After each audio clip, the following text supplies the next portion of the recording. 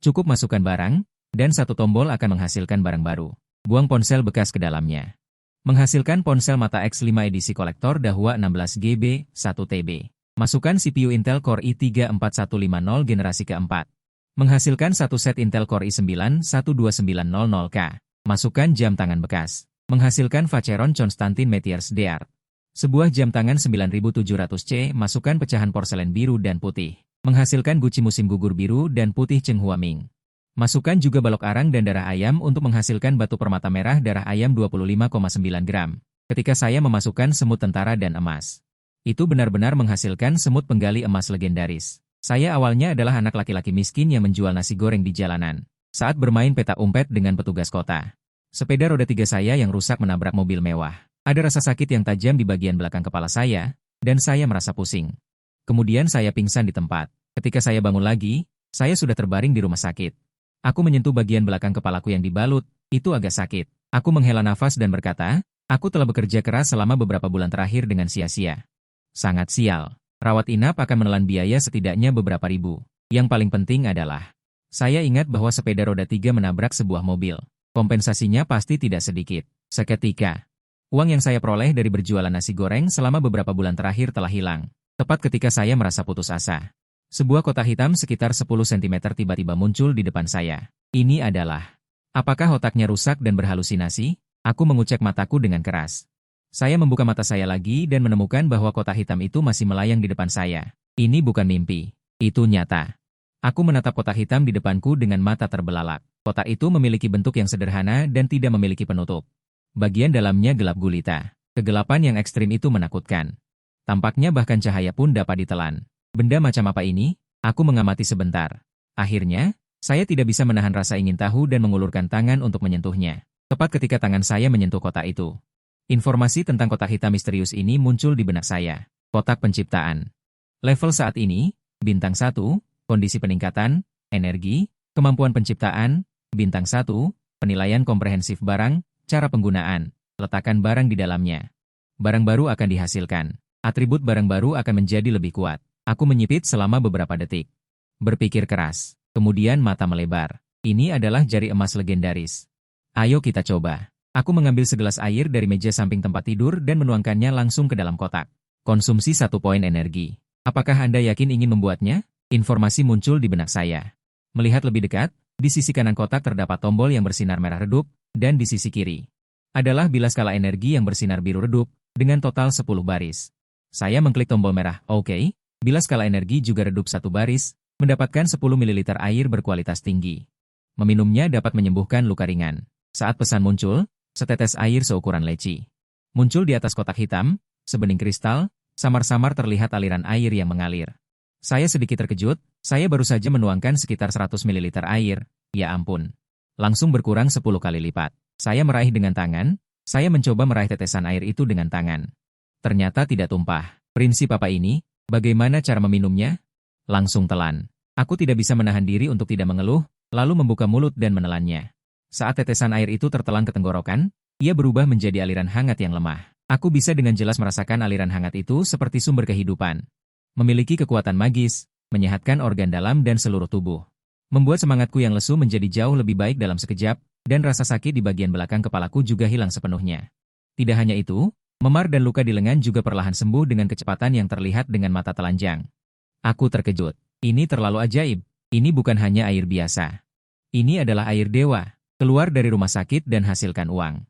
Mulai saat ini, hidupku benar-benar memasuki kondisi ceat. Setelah menyelesaikan formalitas keluar dari rumah sakit, saya langsung datang ke tim penegak perkotaan. Tim penegak perkotaan kasihan padaku dan hanya memberiku pendidikan lisan. Lalu biarkan aku pergi. Juga memberiku sebuah map berisi beberapa foto. Dan tagihan kompensasi besar sebesar 80.000 yuan. Ini adalah kejadian tadi malam ketika aku menabrak mobil dengan becak roda 3. Itu ditinggalkan oleh pemilik mobil. Dari foto, itu adalah mobil mewah Mercedes-Benz S-Class. Sisi kanan seluruh mobil penyok besar akibat tabrakan. Goresan itu sangat mencolok. Aku ingin menangis tetapi tidak bisa. Aku marah dan ingin memaki. Apa-apaan ini? Dari mulai berjualan hingga sekarang 8 bulan, dikurangi semua pengeluaran. Hanya terkumpul kurang dari 50.000 yuan. Kompensasi 80.000 yuan. Ini langsung membuatku yang semula tidak kaya menjadi sangat miskin. Aku marah sampai sakit hati. Sambil mengomel, aku mengendarai becak roda 3 dan pergi. Jika bukan karena kota penciptaan ajaib yang jatuh dari langit, aku ingin langsung kabur. Cari uang. Sekarang jam 5 sore, hampir waktunya buka lapak malam. Kembali ke kontrakan, aku tidak sabar mengeluarkan semangkuk beras mentah dan berpikir. Kotak hitam muncul di depanku. Aku menuangkan beras ke dalamnya, menghabiskan sedikit energi. Apakah Anda yakin untuk menggabungkan? Nada pemberitahuan terdengar di benakku. Aku menekan tombol merah, ya. Mendapatkan 250 gram beras berkualitas tinggi. Efek permanen tambahan. Kekuatan S1, konstitusi Z1. Masa hidup bertambah 10 hari. Catatan, batas 5 kali per orang. Seiring dengan nada pemberitahuan. Sebuah kubus yang terbuat dari butiran beras melayang di atas kotak hitam. Menambah kekuatan, menambah konstitusi. Bahkan menambah masa hidup. Aku sangat terkejut. Hebat sekali. Tepat ketika aku kagum, sebuah panel layar cahaya tiba-tiba muncul di depanku. Ada juga fungsi tersembunyi. Aku menatap panel layar cahaya dengan bingung. Nama, Chao Kun. Masa hidup, 8652-20082 hari. Kekuatan, 8. Nilai rata-rata manusia adalah 10, dan seterusnya. Kecepatan, 6. Konstitusi, 7. Mental, 8. Kemampuan khusus, tidak ada. Payah, aku tidak bisa berkata apa-apa. Tapi kemudian aku menjadi lebih tertekan. Jika rata-rata 365 hari setahun, maka 20.082, 365 bukankah hanya 55 tahun? Aku akan mati pada usia 55 tahun. Ketahuilah bahwa harapan hidup rata-rata orang sekarang adalah 72 tahun. Masa hidupku 55 tahun berbeda 17 tahun. Dengan kata lain, aku masih punya 31 tahun untuk hidup. Dengan wajah muram, aku mengambil beras yang dihasilkan dan dengan cepat menemukan penanak nasi untuk mulai memasak nasi. 15 menit kemudian, nasi sudah matang. Aku membuka tutupnya. Seketika aroma nasi yang unik menyeruak. Hanya dengan mencium baunya saja sudah membuatku sangat berselera dan menelan ludah. Butiran nasi di dalam penanak nasi sangat jernih seperti mutiara. Masing-masing butir penuh. 2 kali lebih besar dari beras yang dimasak seperti biasa. Penanak nasiku berukuran 5 liter. Jumlah 250 gram beras berkualitas tinggi yang dihasilkan setelah dimasak. Sebanding dengan jumlah 750 gram beras biasa yang dimasak. Langsung 3 kali lipat. Keren. Aku mengambil sendok dan menggali semangkuk besar untuk dimakan. Nasi masuk ke mulutku. Lembut dan lezat, umpan balik yang sangat baik, merangsang selera. Tak terlupakan. Ini terlalu enak. Tidak berlebihan untuk dikatakan. Ini adalah nasi ternak yang pernah aku makan. Harus dikatakan bahwa ini adalah kelezatan duniawi ternak yang pernah aku makan. Bahkan makanan lezat pun tidak sebanding. Ah, puasnya. Aku bersandar di sofa sambil memegangi perutku yang buncit. Nyaman sekali. Nasi berkualitas tinggi ini kandungan gizinya sangat kuat. Aku baru makan 1/5 saja sudah kekenyangan. Kondisi tubuhku belum pernah sebaik ini. Sesaat kemudian, panel layar kembali muncul di hadapanku. Nama, Chao Kun. Usia, 8652-20092 hari. Kekuatan, 9. Rata-rata manusia 10. Berikutnya sama. Kecepatan, 6. Fisik, 8. Mental, 8. Kemampuan khusus, tidak ada. Sial. Benar-benar berguna. Usia bertambah 10 hari. Kekuatan dan fisik juga bertambah 1 poin. Aku dengan percaya diri merasakan kondisi tubuhku. Harus kuakui, kondisiku benar-benar jauh lebih baik. Cara cepat menghasilkan uang saat ini adalah tetap berjualan nasi goreng sambil perlahan mempelajari kemampuan kotak penciptaan. Kemudian coba ciptakan barang bagus lainnya. Setelah itu, aku mengeluarkan papan kertas dan menulis ulang harga. Nasi yang diciptakan sudah melampaui kategori nasi biasa. Tidak hanya sangat lezat, yang terpenting adalah efek permanen tambahannya. Bahkan jika harga dinaikkan, seharusnya tidak kekurangan pelanggan. Setelah berpikir beberapa detik, aku mengubah harganya menjadi 85 yuan. Aku tidak merasa harga ini mahal, malah murah. Ini bukan nasi goreng biasa. Permanen kekuatan fisik, kecantikan usia 10 hari. Menjual dengan harga ini pun terasa rugi. Tentu saja. Aku juga tidak mungkin menulis semua efek ini. Itu terlalu mencolok. Statusku saat ini masih rendah. Jika diincar orang yang berniat jahat, aku hanya bisa pasrah diperas. Sebaiknya cari uang dengan tenang terlebih dahulu. Di depan warung, sepasang kekasih lewat dan terkejut melihat harganya. Bro, hargamu agak tidak masuk akal. Berkali-kali lipat lebih mahal dari yang lain. Nasinya terbuat dari perak atau emas? Sungguh tidak masuk akal. Beras yang aku gunakan adalah beras terbaik dan berkualitas tinggi. Sangat luar biasa. Lihat saja sendiri. Sambil berkata, aku membuka kotak berisi nasi. Ketika melihat butiran nasi yang berkilau dan penuh, seperti mutiara di dalam kotak, mata pasangan itu terkejut. Ini terlalu indah. Mereka belum pernah melihat nasi seindah ini. Bro, Apakah ini bukan teknologi dan omong kosong? Aku terkejut. Jujur, aku juga tidak tahu apakah ini bisa disebut teknologi dan omong kosong. Aku mengambil sesendok dengan sendok sekali pakai dan menyerahkannya kepada pria yang bertanya. Sambil tersenyum berkata, coba saja sendiri. Pria itu ragu-ragu menerima dan memakan beberapa butir. Tiba-tiba rasa yang aneh merangsang seleranya, membuat matanya berbinar. Kemudian dia memasukkan semua sesendok nasi ke dalam mulutnya. Mengunyah perlahan, merasakan kelezatan yang tak tertandingi, melihat ekspresi pacar yang menikmati dan terpesona. Pacar terdiam, hanya sesendok nasi goreng, apakah kamu segitunya? Sang pacar mengenang rasa itu. Dengan gembira berkata, enak sekali, benar-benar enak, bro, cepat buatkan satu porsi untukku. Benar-benar terlalu enak. Dia tidak bisa menolaknya, bahkan jika itu benar-benar teknologi dan kata-kata kasar, dia tetap akan memakannya. Aroma apa ini? Sangat harum, setelah digoreng sebentar. Aroma nasi yang kuat tak terkendali menyebar ke sekeliling, membuat orang yang menciumnya merasa gelisah dan nafsu makan meningkat. Hanya mencium aromanya saja sudah membuatku ngiler, pasti sangat enak. Hari ini aku akan bermewah-mewah. Bos, beri aku seporsi nasi goreng seafood. Aku ingin melihat siapa yang memberimu keberanian untuk menjualnya semahal ini. Huhuhu, enak sekali. Ini pasti nasi goreng terlezat yang pernah kumakan, tak ada duanya. Sang pria sambil menangis. Sambil melahap dengan rakus. Sambil membolak-balik wajan besiku, seporsi demi seporsi nasi goreng keluar. Aromanya juga semakin kuat, semerbak di seluruh jalan, menarik banyak orang untuk datang.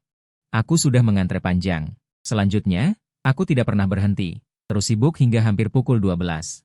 Semua bahan yang dibawa terjual habis. Total terjual 75 porsi nasi goreng dan 6 porsi bihun goreng. Harga per porsi 85 yuan, total 6.835 yuan. Untung besar. Terus-menerus menggoreng nasi selama 4 jam berturut-turut, sangat melelahkan. Setelah kembali ke rumah kontrakan. Setelah mandi singkat, aku langsung tertidur. Tidurku kali ini terasa sangat nyenyak. Sampai hari berikutnya hampir pukul 11 siang aku baru bangun. Aku meregangkan tubuhku yang tegang. Duduk, dengan sedikit pikiran, kotak penciptaan muncul di hadapanku. Aku tertawa seperti orang bodoh. Mataku berkaca-kaca. Bibirku bergetar. Ternyata semuanya benar, bukan mimpi. Sambil makan nasi goreng yang lezat, aku sambil menonton video pendek. Bukankah ini aku? Aku sedikit terkejut, aku benar-benar melihat video diriku berjualan nasi goreng. Nasi goreng terlezat dan paling enak dalam sejarah. Bisa dibilang kelezatan duniawi, sangat enak hingga membuatku menangis. Dalam video tersebut, para pelanggan di sekitar warung tampak seperti pengungsi yang sudah lama kelaparan, makan dengan rakus dan terkejut. Semuanya memuji nasi goreng yang sangat lezat dan enak. Sudut bibirku terangkat. Sepertinya aku akan terkenal. Bisnis malam ini pasti sangat ramai, aku bisa buka lapak lebih awal. Tiba-tiba, pintu diketuk. Aku membuka pintu. Seorang pria parubaya berpakaian rapi, gaya rambutnya sempurna, benar-benar sosok orang sukses. Aku bertanya dengan bingung, Anda siapa? Pria parubaya itu berkata dengan tenang, kemarin malam Anda menabrak mobil Mercedes-Benz dengan sepeda Anda. Saya pemilik mobilnya, sambil mengeluarkan SIM dan membukanya untuk kulihat. Ternyata dia datang untuk meminta ganti rugi. Tuan Sang, saya hanya punya 50.000 sekarang.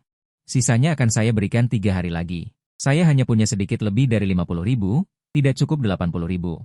Kotak pencipta hanya bisa menghasilkan 10 kali sehari. Jika semuanya dibuat nasi goreng, hanya akan terjual 150 porsi. Setelah dikurangi biaya, keuntungannya sekitar 10.000. 3 hari cukup untuk mendapatkan 30.000. Pria parubaya itu bernama Zhang Chao. Matanya memancarkan sedikit semangat, dari tas kerjanya dia mengeluarkan sebuah kontrak dan memberikannya kepadaku. Berkata, Tuan Chao, Anda baca dulu ini. Aku menerimanya dengan ragu, setelah membacanya sekilas. Aku mengerti. Ini adalah perjanjian pengalihan resep. Artinya sangat sederhana. Pihak lain ingin membeli resep nasi gorengku, harga yang ditawarkan adalah 200.000 yuan. Dengan kata lain, selama aku setuju menandatangani kontrak, aku tidak hanya tidak perlu membayar ganti rugi 80.000 yuan, tetapi juga bisa mendapatkan biaya pengalihan sebesar 200.000 yuan. Zhang Chao menatapku, tersenyum tipis dan berkata, Tuan Chao, saya memiliki beberapa restoran jaringan di bawah nama saya. Selain perjanjian pengalihan resep, saya juga bisa mempekerjakan Anda untuk bekerja di restoran saya dengan gaji bulanan 15.000.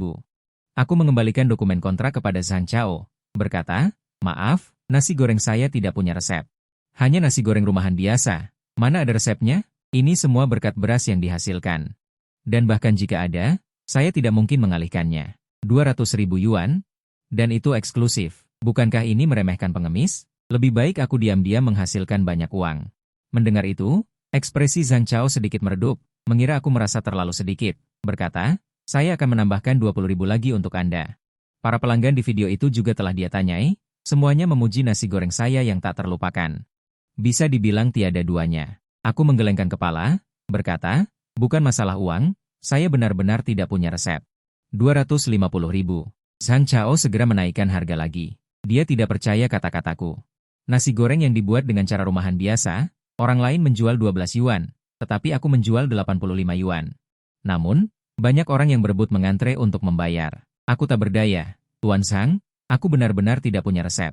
Sambil berkata, dia mengembalikan perjanjian pengalihan resep kepada Zhang Chao. Chao Kun mengambil kontrak dengan wajah muram, meninggalkan kalimat, Tuan Chao. Anda pasti akan setuju, lalu berbalik dan pergi. Aku mengerutkan kening. Apa maksud perkataan ini?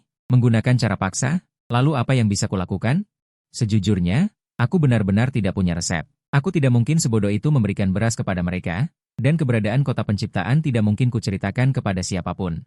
Aku mengerti prinsip untuk tidak menyalahkan atas kepemilikan harta. Kota penciptaan terlalu luar biasa. Jika ada orang kedua yang tahu, maka aku tidak akan lama lagi menuju kematian. Ini bukan menakut-nakuti. Waktu berlalu dengan cepat hingga pukul 5 sore. Aku mulai membuat beras. 10 energi kota penciptaan yang habis kemarin, hari ini sudah pulih kembali menjadi 10.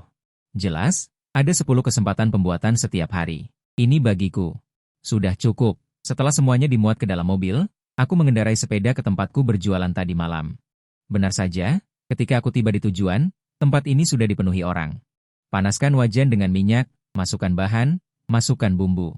Membolak-balik ke kiri dan ke kanan, gerakanku mengalir dengan lancar. Tak lama kemudian, 3 porsi nasi goreng dengan aroma harum yang menggugah selera sudah siap. Setiap butir nasi penuh dan berkilauan keemasan. Seorang penyiar makanan memegang ponselnya dan mengarahkannya ke nasi goreng di dalam wajan. Berkata dengan terkejut, saudara-saudara, sepertinya video itu benar. Bukan aktor yang dibayar oleh pemiliknya. Baru mencium aromanya saja, air liurku sudah menetes. Sambil berkata, dia menerima nasi goreng yang kusajikan dan menyendok 1 sendok lalu memasukkannya ke dalam mulutnya. Seketika, seluruh tubuhnya bergetar. Rasa indah yang tak terlukiskan memenuhi mulutnya. Membuat napasnya tersengal. Rasa ini terlalu luar biasa. Saat itu, ada 2 pria yang membawa nasi goreng datang ke tempat yang sedikit lebih sepi, menghindari kamera. Mereka berbisik, makan setengah dulu, kalau tidak nasi goreng yang begitu lezat akan terlalu mubazir. Sial. Rasanya benar-benar luar biasa. Pantas saja Tuan Zhang ingin mendapatkan resepnya. Ketika mereka berdua makan setengah. Melihat tidak ada yang memperhatikan, mereka segera mengeluarkan bahan yang sudah mereka siapkan sebelumnya. Seekor lalat. Diletakkan di nasi goreng seolah-olah dimasak bersama, pasti tidak ada yang bisa melihat perbedaannya. Xiao Ming memuntahkan sesuap nasi. Dan berseru, benda apa ini? Xiao Huang melihatnya. Juga muntah dengan jijik dan memarahi. Itu seekor lalat, menjijikan sekali. Keduanya benar-benar aktor ulung. Berakting dengan sangat baik, dan langsung menarik perhatian banyak orang. Xiao Ming dan Xiao Huang memegang sisa nasi goreng yang tinggal setengah kotak, dengan marah berjalan ke arahku, dan berkata dengan wajah muram, Bos, lihat ini, apa ini? Orang-orang juga ikut mengerumuni. Terlihat seekor lalat yang digoreng kering dan gosong di dalam nasi goreng di tangan Xiao Ming. Seketika, ekspresi semua orang berubah. Ini jelas ikut tergoreng saat nasi goreng dibuat. Xiao Ming dan Xiao Huang menampar gerobak, menatapku dengan marah dan berteriak, menurutmu apa yang harus dilakukan? Aku benar-benar merasa mual. Aku melihat lalat di nasi goreng dengan kerutan di dahi. Sekarang bulan Agustus, cuacanya panas, memang ada lalat di sekitar. Bahkan jika aku menyangkalnya, siapa yang akan percaya? Ekspresiku muram. Aku melihat ke arah Xiao Ming dan Xiao Huang yang menatap dengan marah dan berkata, kalian ingin menyelesaikan masalah ini bagaimana? Ganti rugi? Harus ada ganti rugi. Undang-Undang Keamanan Pangan menetapkan bahwa ganti rugi minimal adalah 1.000 yuan. Jika tidak, aku akan menelepon 15.315 untuk mengadukanmu. Sekarang aku hanya bisa mengakuinya. Membantah dan berdebat tidak ada gunanya. Aku langsung mentransfer 1.000 yuan kepada mereka, dan juga mengembalikan uang kepada beberapa pelanggan yang sudah membayar tetapi belum makan. Untung kau tahu diri. Kalau tidak, aku akan menghancurkan kiosmu. Mereka berdua merusak kiosku dan masih mendapatkan 1.000 yuan secara gratis. Setelah mereka berdua pergi, orang lain juga pergi. Begitu saja. Seekor lalat langsung merusak bisnisku yang sedang booming dan membuatnya tidak ada yang mau membeli. Jualan malam ini. Aku tidak hanya tidak menghasilkan uang, tetapi juga kehilangan 1.000 yuan. Benar-benar rugi besar. Tapi aku tidak berkecil hati. Jika berjualan nasi goreng tidak berhasil, maka aku akan mengganti cara lain untuk menghasilkan uang. Lagi pula, bahkan jika hal ini tidak terjadi hari ini, aku tidak mungkin terus berjualan nasi goreng selamanya. Menghasilkan uang terlalu lambat. Bekerja keras selama sebulan hanya bisa menghasilkan sekitar 300.000 yuan. Terlalu meremehkan nama kota penciptaan. Saat aku sedang berpikir, teleponku berdering. Aku melihat nomor yang tidak dikenal. Aku berpikir sejenak dan tetap mengangkatnya. Halo, siapa ini? Saya Zhang Chao. Suara pria yang penuh energi terdengar dari seberang telepon. Aku berkata dengan tidak sabar, aku sudah bilang, aku tidak punya resep. Zhang Chao terkekeh, aku melihat videonya. Seseorang menemukan lalat di nasi gorengmu. Reputasimu sekarang buruk. Aku memberimu jalan keluar. 200.000 yuan. Jika setuju, kita akan menandatangani kontrak malam ini. Ekspresiku berubah serius, dan aku berkata dengan suara berat, apakah kedua orang itu kau yang atur? Hehe. Zhang Chao tersenyum tipis tanpa berkomitmen, dan berkata, aku beri kau 1 jam untuk berpikir. Setelah selesai berbicara, dia langsung menutup telepon. Wajahku jelek. Cara ini terlalu kotor. Aku sangat marah sampai dadaku hampir meledak. Dasar bajingan, dendam ini akan kuingat. Setelah menenangkan diri, aku memikirkan cara lain untuk menghasilkan uang. Tepat pada saat itu, mataku tertuju pada ponsel rusak di atas meja kopi. Aku mengambil ponsel rusak itu dan berpikir, aku ingin tahu apa yang akan dihasilkan jika ponsel rusak dimasukkan ke dalam kota penciptaan. Dengan pikiran, kota penciptaan muncul di hadapanku. Aku memasukkan ponsel itu. Ukuran barang melebihi batas atas dan tidak dapat dihasilkan. Melihat setengah bagian ponsel yang terbuka, aku tersenyum tak berdaya. Benar seperti yang kuduga. Kota penciptaan memiliki batasan ukuran. Harus sepenuhnya tenggelam dalam pusaran hitam agar bisa berfungsi. Lalu bagaimana jika dibagi menjadi 2? Dengan pikiran ini, aku mengeluarkan alat dan menghancurkan ponsel rusak itu dengan gila-gilaan. Tak lama kemudian, ponsel rusak itu berhasilku bagi menjadi 2 dengan alat. Aku dengan penuh harapan memasukkan kedua bagian ponsel itu ke dalam kota penciptaan. Energi tidak mencukupi, tidak dapat dihasilkan. Aku tersadar. Aku hampir lupa bahwa 10 unit energi telah sepenuhnya digunakan untuk menghasilkan nasi hari ini. Sudahlah. Akan kutunggu besok. Namun, telepon asing datang lagi. Bagaimana? Sudah dipikirkan? Aku langsung tahu itu suara Zhang Chao. Karena orang itu adalah bajingan, bagaimana bisa aku bersikap baik padanya? Aku langsung memaki, pergi. Aku tidak punya resep. Setelah memaki, aku langsung menutup telepon dan memblokirnya. Wajah Zhang Chao di ujung telepon sana muram, dan tangan yang memegang ponsel itu mengepal erat. Bagaimanapun juga, dia adalah bos dengan kekayaan puluhan juta. Dia juga orang yang memiliki nama dan wajah di area sekitar. Ini pertama kalinya dia dimaki seperti ini oleh seorang pecundang rendahan. Bocah kecil sialan. Kau mencari mati. Setelah itu, dia menelepon, 30.000. Bantu aku menghajar seseorang. Aku bermain game sebentar, dan setiap pertandingan bertemu dengan orang yang bermain asal-asalan.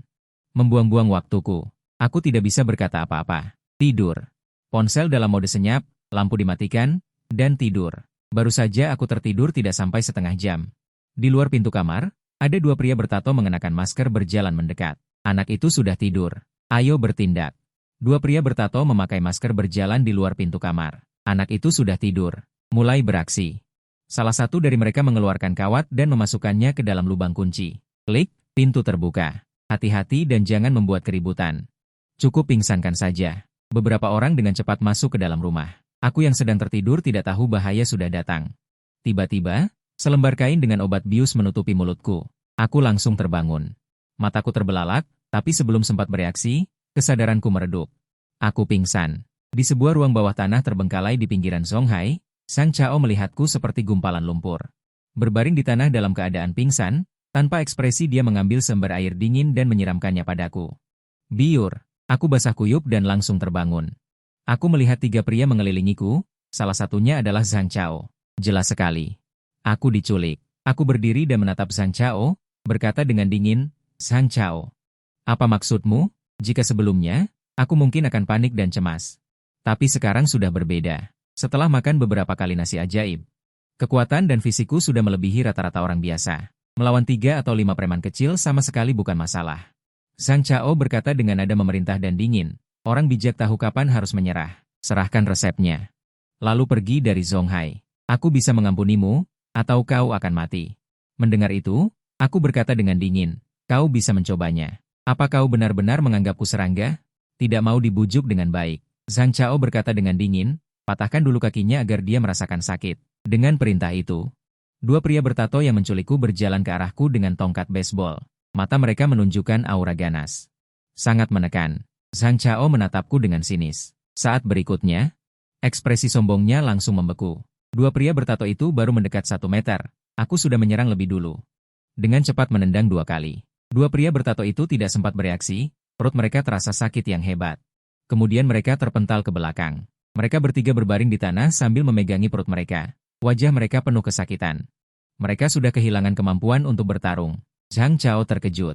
Dia sama sekali tidak menyangka. Anak laki-laki kurus dan lemah yang tampak tinggi dan kurus ini memiliki kekuatan yang begitu besar. Mungkinkah anak ini seorang praktisi bela diri? Saat Zhang Chao linglung, aku berjalan di depannya. Menampar wajahnya dengan keras. Berani macam-macam denganku? Kau hebat sekali, ya. Tamparan itu sangat keras dan terdengar sangat keras di ruang bawah tanah yang sunyi. Zhang Chao bahkan tidak punya waktu untuk menghindar. Terpukul dan terhuyung mundur beberapa langkah. Kau mencari mati. Zhang Chao menggeram dengan gigi terkatup. Tinju menghantamku dengan keras. Aku mencibir dan menendang dengan keras. Zhang Chao berteriak, meluncur keluar dan menabrak dinding penahan beban, memegangi pinggangnya dan meratap kesakitan. Aku masih belum puas, dan menendang beberapa kali lagi dengan keras. Zhang Chao berteriak lagi dan lagi. Hidung dan wajahnya memar, seperti anjing mati. Menghadapi situasi seperti ini, aku bisa saja memanggil polisi. Tapi apa gunanya? Sekarang aku lemah. Bahkan jika aku memanggil polisi, bagaimana jika buktinya lengkap? Mungkin dia masuk hari ini. Dan keluar keesokan harinya. Uang benar-benar maha kuasa. Bahkan, aku juga bisa langsung bertindak kejam dan membunuhnya secara langsung. Tapi hukum karma itu nyata. Polisi pasti akan segera menyelidikiku. Kesabaran kecil akan merusak rencana besar. Biarkan bajingan itu hidup beberapa hari lagi. Penculikan malam ini memberiku pelajaran yang mendalam. Jika aku tidak makan nasi jianci dan meningkatkan kekuatan dan fisikku, maka aku yang akan diinjak-injak. Bahkan hasilnya akan lebih buruk. Rumah sewaan sudah tidak aman lagi, aku harus pindah tempat. 1 jam kemudian, aku tiba di pusat kota Zonghai dan menemukan hotel bintang 5. Setelah mandi, aku berbaring di tempat tidur yang lembut dengan ekspresi nyaman. Aku berkata dengan emosi, inilah yang disebut kehidupan. Ini baru namanya kehidupan, hari-hari yang kulalui sebelumnya. Itu bukan kehidupan, itu hanya bertahan hidup. Keesokan harinya. Hal pertama yang kulakukan setelah bangun adalah memanggil kotak penciptaan. Dengan ekspresi penuh harapan, aku memasukkan 2 bagian ponsel bekas. Membutuhkan sedikit energi. Apakah Anda yakin ingin membuatnya? Aku mengklik iya. Pembuatan berhasil. Aku mendapatkan ponsel Dahua 16GB, 1TB edisi kolektor Mata X5. Melihat ponsel penuh teknologi yang melayang di atas kotak penciptaan. 1 unit ponsel ban Mata X5. Terlihat melayang di atas kotak penciptaan, ponsel yang penuh dengan nuansa teknologi. Aku tertegun sejenak. Ponsel bekas bisa berubah menjadi ponsel model terbaru. Keren banget. Aku mengambil ponsel Mata X5 dengan sangat gembira. Memasukkan barang ke dalam kotak penciptaan. Kualitas barang yang baru dihasilkan akan lebih baik. Chip versi rendah yang dimasukkan akan menjadi lebih canggih setelah dihasilkan. Mataku berbinar dan aku sudah melihat jalan menuju kekayaan. Mencari uang. Aku sangat bersemangat hingga lupa makan dan langsung menuju pusat elektronik bekas terdekat untuk membeli Core i generasi keempat. CPU i34150 dan CPU i36100 generasi ke-6, keduanya barang bekas.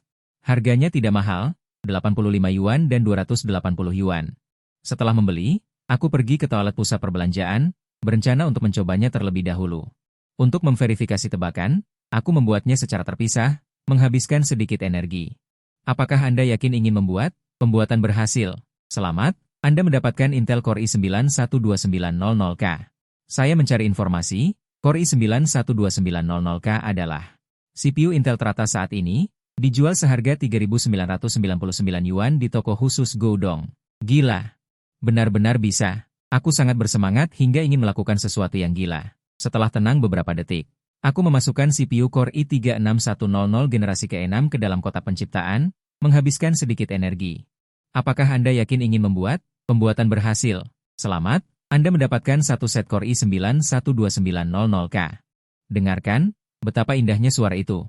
Setelah kedua CPU tingkat terendah dibuat semua menjadi yang teratas. Kemudian, aku membeli beberapa CPU Core generasi keempat termurah. Aku meninggalkan pusat elektronik bekas, mencari tempat terpencil, dan membuat lagi 7 kali. Setelah menghabiskan 10 slot energi hari ini, aku membawa 9 set Core i9-12900. Prosesor K, naik taksi ke pusat elektronik lain terdekat dan menemukan toko terbesar. Setelah diuji satu persatu, kualitas semuanya memenuhi syarat. Karena tidak ada kotak dan dokumen. Bahkan jika baru, hanya bisa dibeli dengan harga barang bekas. Akhirnya, setiap set dibeli kembali seharga 3.200. 9 set menjadi 28.800 yuan, keuntungannya berlipat ganda puluhan kali. Ini jauh lebih cepat daripada menjual nasi goreng yang menyedihkan. 28.800 sehari, 864.000 sebulan, setahun menjadi 1036.800 yuan. Penghasilan tahunan 10 juta, aku terkejut saat menghitungnya.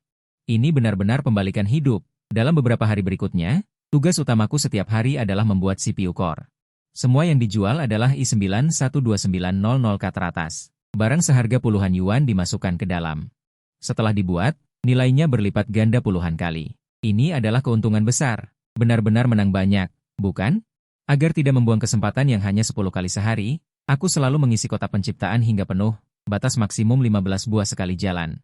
Langit dapat menghasilkan 10 kali. Dalam 5 hari, total ada 588 set prosesor Core i9-12900K.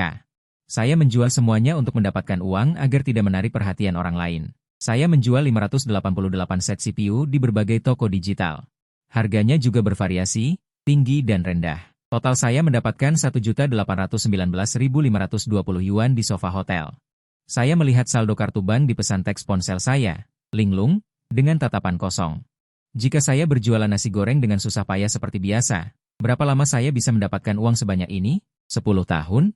Atau lebih lama? Tapi sekarang hanya dalam 5 hari, saya menghasilkan lebih dari 1,8 juta. Itu membuat saya merasa seperti sedang bermimpi, agak tidak nyata. Apakah ini kehidupan yang curang? Benar-benar menyenangkan, hati saya berdebar-debar, dan mulut saya tersenyum lebar karena kegembiraan. Saya menatap saldo kartu bank dengan penuh semangat selama 5 atau 6 menit sebelum tenang dari kejutan besar itu. Saya harus mengubah sesuatu yang lain untuk dihasilkan. Ada 2 alasan untuk pemikiran ini. Pertama, selalu menghasilkan CPU, dan semuanya adalah i9-12900K teratas. Jika terlalu sering, akan mudah menimbulkan masalah. Kedua, mendapatkan uang terlalu lambat. Paling banyak saya hanya menghasilkan 300.000 yuan sehari. Rasanya agak boros energi. Memikirkan hal ini, saya membuka Baidu untuk mencari tahu benda apa yang berharga dalam jarak 10 cm.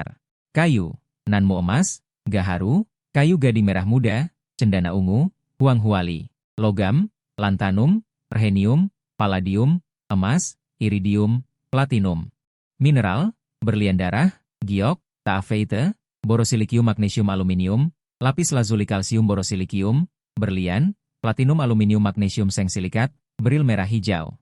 Obat-obatan, ginseng, lingzi, ambergris, mask alami, cordyceps, tanduk rusa, umbi fritillaria sichuan, conglou, cendana, gaharu.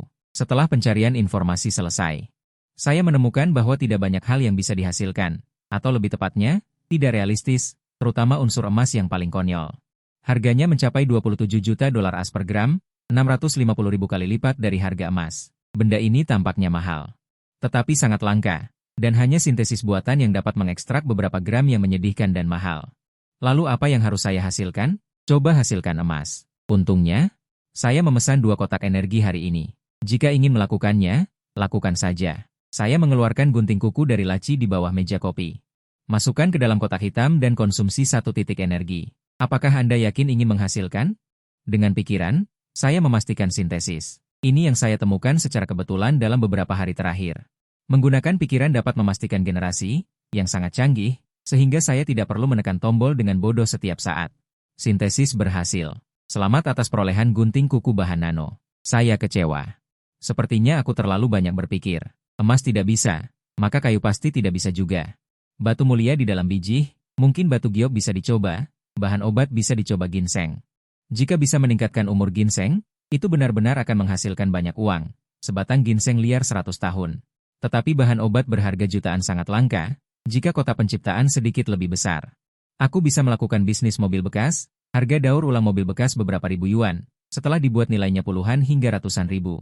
Itu baru namanya untung besar. Aku melihat kotak penciptaan di depanku, pikiranku bergerak. Panel properti kotak penciptaan muncul di depan. Kotak penciptaan, level saat ini, 1 bintang. Jarak ke bintang 2 masih kurang 99,999%. Syarat upgrade, energi, kemampuan penciptaan, 1 bintang, penilaian komprehensif barang. Cara penggunaan, masukkan barang ke dalamnya, maka barang baru akan tercipta, properti barang baru akan menjadi lebih kuat dan hebat. 99,999%? Aku tertegun, aku ingat beberapa hari yang lalu sepertinya tidak ada angka ini. Kapan ini di-upgrade? Syarat upgrade: energi, tenaga listrik, tenaga air, tenaga angin, bioenergi, tenaga pasang surut, tenaga surya, minyak bumi, gas alam, batu bara. Ini semua dianggap energi, tetapi aku belum pernah bersentuhan dengan semua itu. Dan kota penciptaan juga tidak memiliki nada pemberitahuan apapun. Aku bingung, tiba-tiba pandanganku tertuju pada jendela. Hari ini cuacanya cerah, waktunya tepat di bulan Agustus, cuaca di luar sangat panas. Seketika, hatiku terkejut, mungkinkah tenaga surya? Sepertinya, aku beberapa hari ini pernah berada di luar, kota penciptaan diam-diam menyerap tenaga surya. Baru di-upgrade, lain kali lebih banyak berjemur di bawah sinar matahari. Coba tenaga listrik. Aku berjalan ke depan papan colokan, bagaimana caranya? Tidak mungkin langsung menyentuh dengan tangan, kan? Aku berani berpikir tetapi tidak berani bertindak. Tepat ketika aku tidak tahu harus berbuat apa, kota penciptaan bergerak.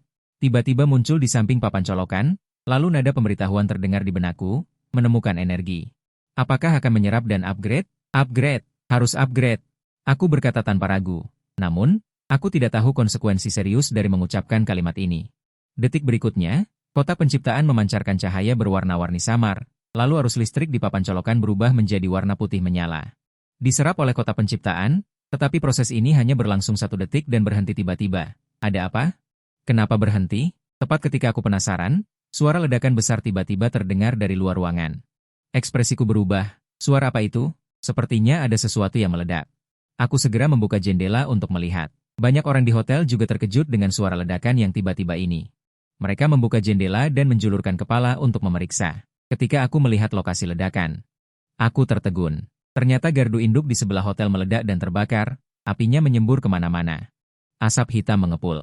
Untungnya, sekitarnya kosong dan tidak ada yang terluka. Aku membelalakan mata, hatiku terkejut. Detik berikutnya setelah kota penciptaan berhenti menyerap listrik, trafo meledak. Ini terlalu kebetulan, sulit dipercaya. Kota penciptaan hanya menyerap listrik selama 1 detik, dan trafo tidak tahan hingga meledak. Aku pusing. Lalu bagaimana aku bisa meningkatkan kota penciptaan? Menyerap energi matahari saja butuh waktu berapa lama? Kembali ke kamar. Aku sekali lagi berpikir, panel properti kota penciptaan muncul. Tingkat saat ini, 1 bintang. Jarak ke bintang 2 masih kurang 99,998%. Syarat peningkatan, energi. Aku terkejut. Sudah membuat trafo meledak, tetapi baru naik 0,001%. Lalu untuk naik ke 100%, dibutuhkan listrik yang sangat besar? Berapa banyak listrik yang dibutuhkan kota penciptaan untuk naik ke bintang 2? Aku bertanya dalam hati. Butuh 10 miliar derajat. Mendengar suara pemberitahuan, aku tercengang. 10 miliar kilowatt jam. Di Zhonghai, biaya listrik rumah tangga rata-rata adalah 0,65 yuan per derajat. Itu berarti 10 miliar membutuhkan 6,5 miliar. Bahkan jika aku menghasilkan 1 juta sehari dan semuanya dibelikan untuk biaya listrik, maka menunggu kota penciptaan naik ke bintang 2. Butuh lebih dari 10 tahun. Ini adalah angka astronomi. Aku terdiam. Namun, meskipun begitu, aku tidak mungkin menyerah begitu saja. Kota penciptaan bintang 1 saja sudah sangat hebat. Bagaimana dengan yang lebih tinggi? Bukankah itu tak terkalahkan di alam semesta? Godaan besar ini membuatku harus tergoda. Aku mengerutkan kening dan berpikir, memeras otak untuk mencari cara. Bagaimana cara meningkatkan kota penciptaan dengan lebih murah dan cepat? Pertama-tama, aku harus mengatasi masalah ledakan trafo. Jika tidak, setiap kali kota penciptaan menyerap listrik, akan terjadi ledakan besar. Cepat atau lambat aku akan masuk penjara dan mengoperasikan mesin jahit. Karena tidak bisa memikirkan cara yang baik, aku mengeluarkan ponselku dan mencari pabrik mana yang menggunakan banyak listrik. Dengan begitu, aku bisa memenuhi kebutuhan listrik kota penciptaan dan juga menyembunyikan diri untuk berkembang secara diam-diam. Pabrik elektrolisis aluminium, pabrik oksigen, pabrik peleburan logam, pabrik kecil menggunakan terlalu sedikit listrik, tetapi pabrik besar. Harga akuisisi terlalu mahal dan tidak menguntungkan. Setelah dipikir-pikir, aku menepuk jidatku. Sial, aku hampir bodoh sendiri. Dengan uang ini, aku bisa langsung membeli pembangkit listrik, produksi dan penjualan sendiri, semuanya sekaligus. Setelah memikirkannya, aku mulai mencari harga pembangkit listrik di internet. Setelah mencari dengan cermat, akhirnya aku menetapkan pembangkit listrik tenaga air dengan kapasitas terpasang 300.000 kilowatt. Total produksi listrik rata-rata tahunan bisa mencapai 2 miliar kilowatt jam. Harganya antara 700 juta hingga 800 juta. Jika ada pembangkit listrik seperti ini yang menyediakan listrik, kota penciptaan dapat ditingkatkan ke bintang 2 dalam 5 tahun. Tentu saja, tidak semuanya mutlak. Jika aku bisa mendapatkan banyak dana selama periode ini, aku juga bisa terus membeli pembangkit listrik baru. Dengan begitu, Waktu akan berkurang secara signifikan, 700 hingga 800 juta. Sepertinya aku harus mencari cara untuk mendapatkan uang besar. Setelah semuanya beres, aku mulai mandi dan memasak. Sejak mengetahui bahwa nasi yang dihasilkan memiliki efek permanen meningkatkan kekuatan dan fisik, aku makan nasi setiap hari selama beberapa hari terakhir. Aku memasaknya dengan berbagai cara. Meski begitu, aku tidak bosan sama sekali. Malah semakin enak dimakan. Setelah makan, aku meninggalkan hotel. Aku memesan Didi ke toko flagship Hongqi 4S. Setelah tiba-tiba menjadi kaya, ada dorongan besar untuk berbelanja. Tabunganku sekarang ada 1,82 juta. Sudah waktunya untuk membeli mobil sebagai transportasi. Aku baru saja masuk ke toko. Segera seorang wanita cantik berpakaian rok pendek hitam menyambutku dan bertanya sambil tersenyum. Halo, Tuan. Saya Xiao Hong dari bagian penjualan. Apakah Anda punya janji? Aku melihat wanita cantik dari bagian penjualan di depanku. Kesopanan dan keramahan pihak lain membuatku sedikit terkejut. Aku berpakaian sangat sederhana. Adegan yang sering muncul di video pendek, ejekan, terlalu malas untuk dihiraukan. Dan tatapan sinis, ternyata tidak ada sama sekali. Malah, dia sangat antusias. Aku tersenyum dan berkata, tidak, aku tidak punya janji. Apakah toko Anda punya H9 ready stock? Bukannya aku tidak punya impian mobil sport, tetapi sekarang masih tahap awal berbisnis dan dana tidak mencukupi. Aku harus menabung untuk membeli pembangkit listrik untuk meningkatkan kota penciptaan. Mobil Hongqi seharga ratusan ribu sangat cocok, sederhana dan mewah. Sangat hemat biaya. Yang terpenting adalah mendukung merek lokal. Mulai dari saya, Xiao Hong dari bagian penjualan membawaku ke depan Hongqi H9. Mobil Hongqi memang pantas disebut Rolls-Royce dari timur. Penampilan hitamnya gagah dan modis. Aku sangat menyukainya. Xiao Hong, seorang sales cantik, tersenyum dan memperkenalkan. Tuan, mobil ini adalah model 2022 3.0 Tezhi Lian Qichang. Panjang bodi lebih dari 5,1 meter, dilengkapi dengan vel besar 20 inci, jarak sumbu roda 3060 mm. Mesin V6 longitudinal, penggerak roda belakang depan, supercharger mekanis. Tenaga kuda 283, torsi 400, akselerasi 0-100 dalam 7.1 detik. Harga on the road 312.000 yuan. Bisakah saya melakukan test drive, Tuan? Tentu saja boleh. Berpegang pada prinsip pelanggan adalah raja, tubuh ramping Xiao Hong sedikit membungkuk. Membukakan pintu pengemudi untuk saya. Dekorasi interior berwarna merah jujube mewah, berteknologi, dan modis.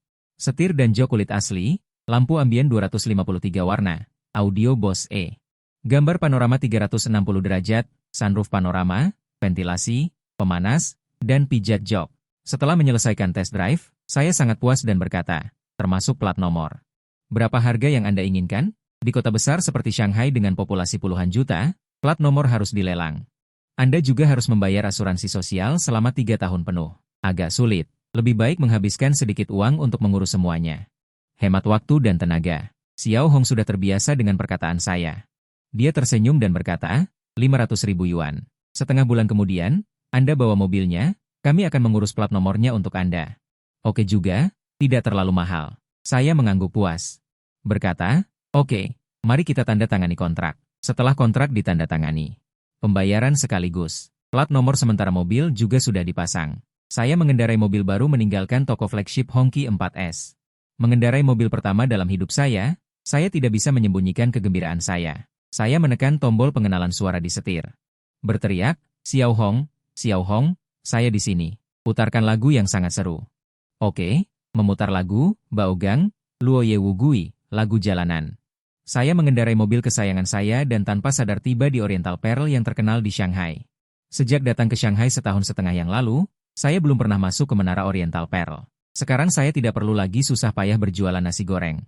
Mari kita nikmati keindahan Shanghai. Cuaca hari ini sangat bagus. Kebetulan hari Sabtu, volume lalu lintas di sekitar Oriental Pearl sangat tinggi, lautan manusia. Membeli tiket, menaiki lift wisata 3 rel transparan 360 derajat langsung ke awan. Mengikuti arus, saya pertama-tama pergi ke restoran berputar untuk makan sambil menikmati pemandangan. Sejujurnya, rasanya biasa saja, terlalu jauh berbeda dengan nasi yang saya makan. Saya makan beberapa suap sebagai simbol saja dan tidak berselera. Jelas sekali, selera saya sudah dimanjakan oleh nasi hasil kota ajaib selama beberapa hari ini. Setelah berjalan-jalan di Oriental Pearl Tower, saya kemudian berkendara ke kuil Dewa Kota, Tianzifang, Disneyland. Saya berjalan-jalan dan berhenti, mengunjungi banyak tempat di Shanghai. Melepaskan pikiran, bersenang-senang sepuasnya, kehidupan tanpa kekhawatiran benar-benar menyenangkan. Tanpa terasa, waktu berlalu dengan cepat, Lampu-lampu mulai menyala. Shanghai di malam hari adalah kondisi puncak, bintang-bintang berkilauan, ramai dan riuh. Gemerlap lampu, kemewahan duniawi, setelah seharian berjalan-jalan. Perut saya terasa lapar. Saat saya mendongak, 4 kata emas berkilauan muncul di depan mata, tepatnya PC Hotel yang terkenal di Bund Shanghai, prasmanan makanan laut tanpa batas. 900 yuan per orang, sejak kondisi fisik saya meningkat, nafsu makan saya sangat besar. Bahkan bisa menyaingi nafsu makan 5 orang dewasa. Setelah memasuki PC Hotel, saya mencari tempat duduk. Dan mulai makan dan minum sepuasnya, abalon yang gemuk, kepiting Raja Alaska, udang merah Argentina, tiram yang diterbangkan dari Selandia Baru, steak yang lembut dan berair, lobster besar yang dipanggang dengan arang, bebek Peking, iga domba dari barat laut. Berbagai macam makanan lezat, saya makan dengan lahap, makan dengan sangat puas. Nyaman, saya meninggalkan restoran dengan wajah puas dan nyaman, sambil berpikir. Nasi hasil kota ajaib dapat meningkatkan fisik dan kekuatan. Lalu bagaimana dengan abalon makanan laut? Apakah ada kegunaan ajaib lainnya? Bisa dicoba. Setelah makan dan minum sepuasnya, saya berjalan-jalan untuk mencerna makanan. Hari ini, fokus utamanya adalah makan, minum, dan bersenang-senang. Perlahan-lahan berjalan santai, setelah setengah jam, saya tiba di Nanjing Road Pedestrian Street. Di jalan pejalan kaki, arus orang melonjak, sangat ramai. Lampu-lampu toko komersial utama sangat mempesona, membuat orang penuh dengan keinginan untuk membeli. Yong'an Department Store adalah merek lama yang benar-benar terkenal di Nanjing Road Pedestrian Street, sudah berusia 100 tahun. Saya memasuki pusat perbelanjaan yang mewah. Langsung menuju area pakaian pria, sekarang punya uang, maka nikmatilah dengan baik. Sudah waktunya untuk membeli pakaian yang lebih baik untuk diri sendiri. Saya masuk ke toko pakaian Anima dan disambut dengan antusias oleh sales cantik berkulit hitam. Saya membeli 3 set pakaian kasual. Benar kata pepatah, orang dinilai dari pakaiannya. Kuda dinilai dari pelananya. 3 bagian penampilan, 7 bagian dandanan. Setelah mengenakan pakaian kasual yang pantas, aura saya langsung meningkat, membuat sales cantik dan orang lain di toko terkesan. Penampilan saya memang tidak terlalu menonjol, tapi tubuh saya bagus, tubuh saya kekar dan cerah. Penuh percaya diri dan kebebasan. Harus diakui, ini adalah keberanian seorang pria. Anak muda yang kuat dan gila. Melihat saya yang tinggi dan kekar, beberapa wanita kaya menunjukkan mata yang terkejut. Tiba-tiba tubuh saya terasa gelisah, kaki saya tanpa sadar sedikit menegang. Seorang wanita kaya berusia sekitar 40 tahun. Sangat kaya dan menawan, tidak bisa menahan diri untuk bergerak dan berjalan ke sisi saya. Mengulurkan jari-jarinya yang sangat rawat, membelai lengan saya yang berotot, merasakan otot yang kuat dan perkasa itu. "Hei, apa yang kamu lakukan?" Saya terkejut dan melihat wanita kaya yang membelai lengan saya. Saya merasa bingung, tanpa sadar mundur selangkah, dan menatap wanita kaya itu dengan waspada. Wanita kaya itu menatap saya dari atas ke bawah dan perlahan berkata, "Penampilannya lumayan, bisa diterima. Tubuhnya juga cukup kuat, tenaganya pasti tidak kecil, aura percaya diri dan bebasnya. Sangat sesuai dengan selera saya, tidak buruk, sangat tidak buruk." Wanita kaya yang menawan itu berputar-putar mengamati saya, menilai saya dengan serius, hingga akhirnya senyum gembira di wajahnya tidak bisa disembunyikan. Mata saya sangat panas. Saya merasa tidak nyaman ditatap, mengerutkan kening dan bertanya, "Ibu, bibi yang kaya ini, apakah ada yang bisa saya bantu?" Wanita kaya itu tersenyum ringan dan menatap saya berkata, "Anak muda, temani aku selama 3 bulan, 1 juta. Setelah suaminya meninggal, dia meninggalkan puluhan miliar aset. Wanita kaya itu hanya bisa menikmati dengan berbagai cara. Tentu saja, tidak semua orang bisa masuk ke matanya. Dan tubuh saya kekar, penampilannya sedikit tampan. Sangat sesuai dengan persyaratannya. Dengan kemampuannya untuk mengenali orang berbakat, dia langsung menyadarinya. Saya bukan orang lokal, kondisi keluarga saya juga tidak terlalu baik. 3 bulan bisa mendapatkan 1 juta. Dengan godaan sebesar itu, dia yakin saya tidak akan menolak. "Apa? Maksudmu kamu ingin menjadikanku simpanan?" Saya terkejut, menatap wanita kaya itu dengan wajah penuh ketidakpercayaan. Sejujurnya, jika ini terjadi seminggu yang lalu, saya tidak akan ragu sedetik pun. Bagaimanapun, wanita kaya ini juga anggun dan menawan. Pesona masih ada. Menderita berjualan nasi goreng di pinggir jalan, mana ada yang lebih enak daripada menjadi simpanan. Tapi sekarang saya sudah berbeda. Masih perlu menjadi simpanan wanita kaya dan makan uang haram? Wanita kaya itu tersenyum dan berkata, "Benar. Benar, bukankah ini kejutan?" Dia sepertinya sudah melihat. Pemandangan saya berlinang air mata haru. Mulutku berkedut, ada kejutan memang. Tapi sayangnya sudah terlambat. Saya langsung menolak dengan tegas. "Maaf, saya bukan orang seperti itu." "Bercanda? Apakah saya kekurangan uang?" "Kekurangan uang. Dan kekurangan banyak uang. Tapi itu bukan masalah. Sekarang ada kotak penciptaan. Mendapatkan uang tidak terlalu sulit bagi saya. Mengapa harus menjilat wanita kaya dan disiksa oleh sabut baja? Tidak perlu. Wanita kaya itu sedikit terkejut, tidak menyangka pihak lain akan menolak kesempatan emas ini. Tapi semakin saya seperti ini, minatnya semakin besar. Dia langsung menaikkan tawaran, 2 juta. Aku berkata tanpa ekspresi, aku menolak. 3 juta. Wanita kaya itu menaikkan harga lagi. Saya sangat cocok dengan matanya. Terlalu langka. Orang-orang lain di toko semua terkejut. Terutama para pria, mereka sangat iri sehingga gigi mereka hampir patah. Mereka ingin menggantikanku.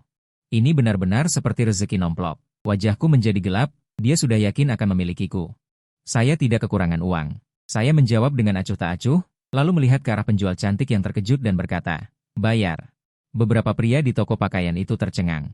Dia benar-benar menolak. Apakah anak ini bodoh? 3 bulan, 3 juta. Bagaimanapun, dia masih muda.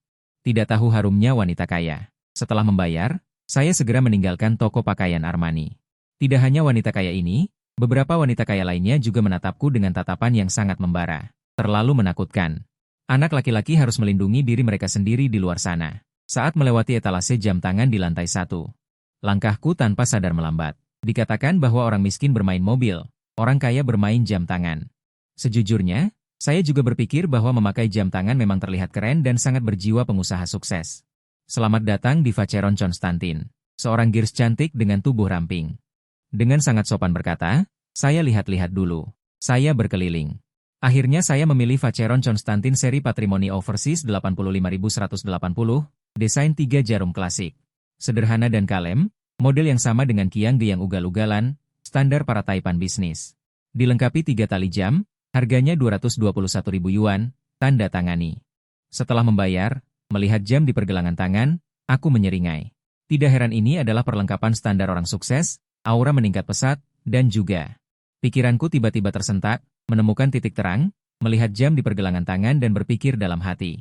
Ukuran lingkaran jam ini pas dalam 10 cm. Bukankah itu berarti jam tangan juga bisa dimasukkan ke dalam kotak penciptaan untuk dibuat? Memikirkan hal ini, hatiku sangat panas. Tadi aku melihat-lihat. Harga jam tangan termahal bisa mencapai jutaan, barang mewah yang sebenarnya. Jika bisa membuat jam tangan kelas atas, maka keuntungannya akan sangat besar, menghasilkan puluhan juta sehari dengan mudah. Meski begitu, tapi aku tidak terburu-buru untuk segera membeli, ingin kembali dan mencobanya dulu. Bagaimanapun, ini hanyalah tebakan.